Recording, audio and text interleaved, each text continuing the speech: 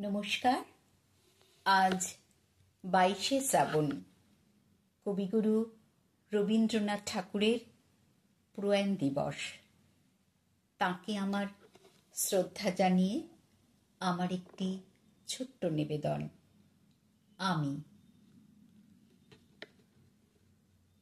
আমারই চেতনার রঙে পান্না হলো সবুজ, চুনি উঠল রাঙা হয়ে। আমি চোখ মেললুম আকাশে, জ্বলি উঠল আলো পূবে পশ্চিমে। গোলাপের দিকে চেয়ে বললুম, সুন্দর সুন্দর হলো সে। তুমি বলবে, এ যে তত্ত্ব কথা, এ কবির বাণী নয়। আমি বলবো, এ সত্য, তাই এ কাব্য।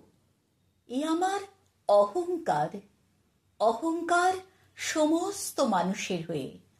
মানুষের অহংকার পটেই বিশ্বকর্মার বিশ্বশিল্প।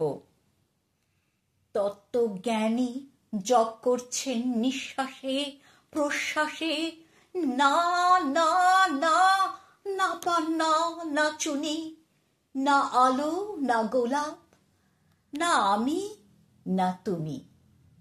ওদিকে অসীম যিনি, তিনি স্বয়ং করেছেন সাধনা মানুষের সীমানায়। তাকেই বলে আমি। সেই আমির গহনে আলো আঁধারের ঘটল সঙ্গম, দেখা দিল রূপ, জেগে উঠল রস। না, কখন ফুটে উঠে হলো হাঁ, মায়ার মন্ত্রে, রেখায় রঙে, সুখে দুঃখে।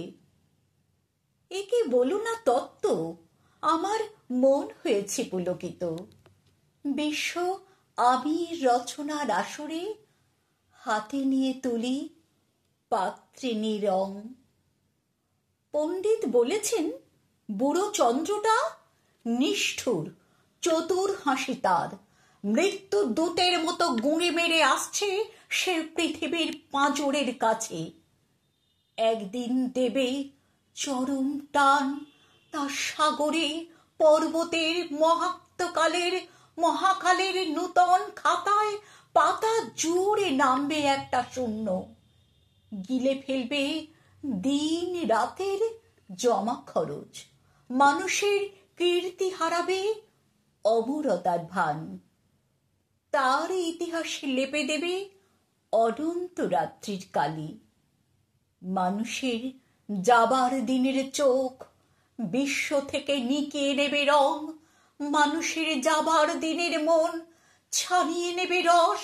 শক্তির কম্পন চলবে আকাশে আকাশে, জ্বলবে না কোথাও আলো। বিনাহীন সভায় যন্ত্রীর আঙুল নাচবে, বাজবে না সুর। সেদিন কবিত্বহীন বিধাতা একা রবেন বসে, নীলিমাহীন আকাশে ব্যক্তিত্বহারা অস্তিত্বের গণিত তত্ত্ব নিয়ে। তখন বিরাট বিশ্বভুবনে দূরে দূরান্তে অনন্ত অসংখ্য লোকে লোকান্তরে এ বাণী ধ্বনিত হবে না কোনোখানেই, তুমি সুন্দর, আমি ভালোবাসি। বিধাতা কি আবার বসবেন সাধনা করতে? যুগ যুগান্তর ধরে প্রলয় সন্ধ্যায় জপ করবেন, কথা কও, কথা কও। বলবেন, বলো তুমি সুন্দর। বলবেন, বলো আমি ভালোবাসি। নমস্কার।